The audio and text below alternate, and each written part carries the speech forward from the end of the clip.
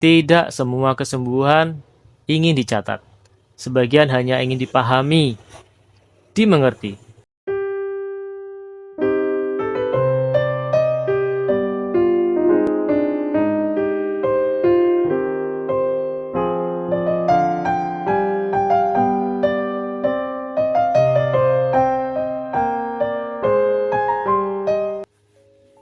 Indonesia itu bukan hanya negeri rumah sakit dan obat-obatan kimiawi, tapi di Indonesia juga negeri kaya akan dunia spiritualitasnya, seperti mantra, banyak macam doa, jenis tirakatnya juga banyak, padepokan, pesantren, bahkan di tempat-tempat sunyi pun, di mana manusia bisa hening sejenak, maka disitulah tempatnya berharap pada sesuatu.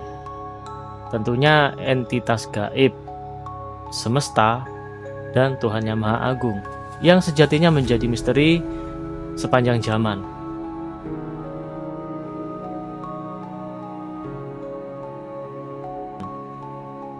Di balik berita yang beredar dan di balik cerita yang hanya beredar dari mulut ke mulut, ada pengalaman medis yang tidak pernah benar-benar selesai dibahas ya. Bukan karena ini cerita bohong atau bukan karena mengarang cerita bebas ya, tapi karena gak ngerti harus ditulis di mana, kepada siapa, ataukah benar-benar bisa diterima semua kalangan umum.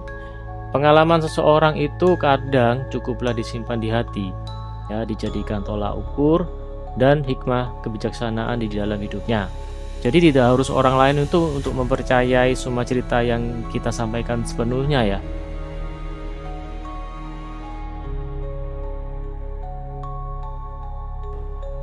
Dokter di seluruh dunia, khususnya Indonesia, itu pastinya bekerja sesuai protokol atau SOP-nya, standar operasional protokolnya masing-masing. Misalnya pasien itu ditanyakan dulu ya sebelum melakukan perawatan lebih lanjut, semacam keluhannya apa, penyakitnya apa, riwayat sakitnya apa. Terus mereka akan menanyakan ini dulu, setelah itu masuk ke kegiatan terapi, dikasih obat, suntik atau operasi. Kemudian ada evaluasi, apakah ada keluhan susulan, check up lagi hari apa, dikasih saran kesehatan selama masa berobat jalan, dan lain-lainnya. Namun seringnya juga di lapangan itu mereka juga menyaksikan hal-hal yang tidak pernah diajarkan di bangku kuliahnya. Pasien yang secara teori belum waktunya pulih, pulang lebih cepat. Pasien yang secara data medis harusnya itu memburuk, justru membaik. Dan ketika ditanya apa yang mereka lakukan selain berobat, jawabannya sering sama. Saya banyak berdoa dokter. Terus saya dibawa orang tua ke kiai atau orang-orang pintar.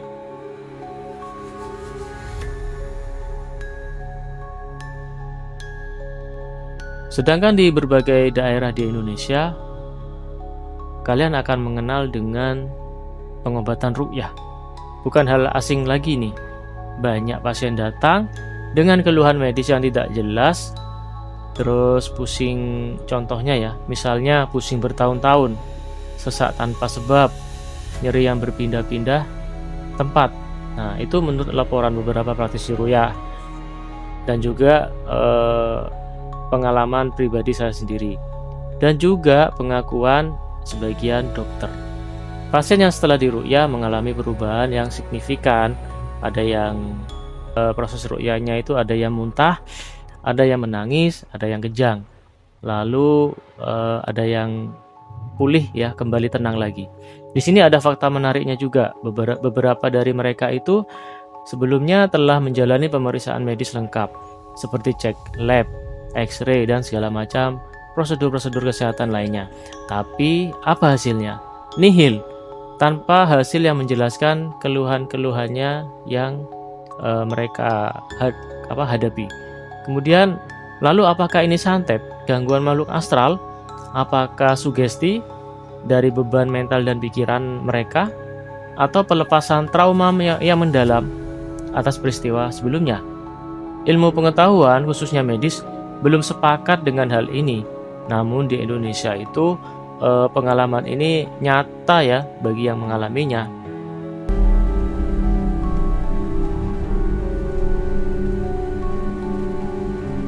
Ada juga pengalaman lain yang beredar kesaksian di media dan dokumentasi gereja tentang pasien yang sembuh setelah doa bersama. Ada yang sebelumnya tidak bisa berjalan, ada yang nyeri kronis, ada yang gangguan saraf. Setelah berdoa, mereka ini sebagian merasa nyerinya hilang, tetapi dokter tetap melakukan pemeriksaan lanjutan. Sebagian kondisi membaik secara klinis, sebagian lain kembali seperti semula setelah beberapa waktu. Dan fenomena ini memunculkan dua kubu, yang percaya penuh dan yang menolak mentah-mentah. Namun satu hal tak bisa diabaikan ya teman-teman, respon tubuh manusia terhadap keyakinan itu sangat kuat sekali. Jadi tidak bisa diacuhkan begitu saja.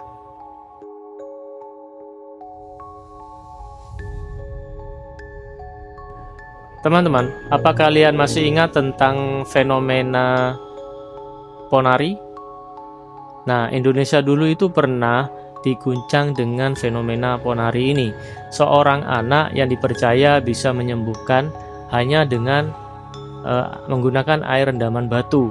Ribuan orang datang, antriannya panjang, terus kesaksiannya itu bermacam-macam. Ada yang mengaku sembuh, ada yang tidak berubah, ada pula yang justru semakin memburuk. Ya mungkin salah satu kemungkinan sih karena antrian panjang ya, sehingga menambah beban sakitnya. Kasus ini akhirnya dihentikan karena resiko keamanan dan kesehatan si bocah ini, ponarinya ini, dan juga tentunya masyarakat sekitarnya yang terdampak. Namun dari peristiwa ini satu hal yang jelas, harapan bisa menggerakkan manusia melampaui logika.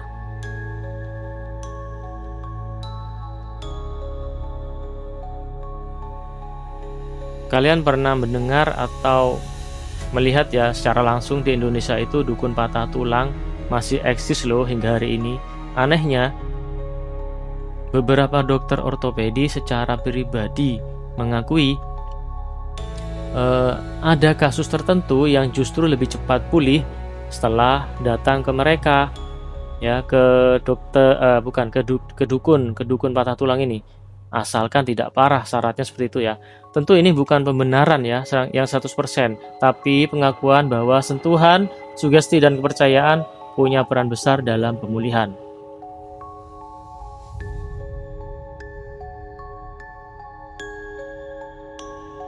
Terus ada juga beberapa pasien ICU di Indonesia melaporkan pengalaman yang serupa, merasa keluar dari tubuh, melihat diri sendiri yang terbaring, terus mendengar suara dokter, bertemu cahaya atau sosok tertentu yang dianggap suci ya.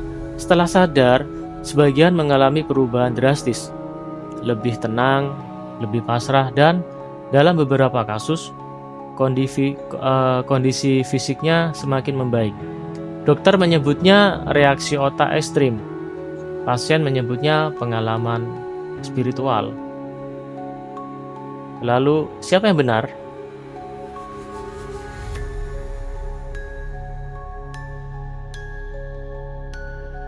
Indonesia hidup di antara dua dunia kepercayaan seperti ini ya, ilmu pengetahuan dan iman. Dan mungkin keduanya tidak selalu harus berselisih pendapat ya. Kesembuhan bisa datang dari operasi, bisa datang dari obat, jamu-jamuan atau ramuan tradisional, dan kadang datang dari sesuatu yang hanya bisa dirasakan, bukan untuk dipercaya mentah-mentah, juga bukan untuk ditolak mentah-mentah, tapi untuk disadari manusia lebih kompleks dari sekedar tubuh yang sakit.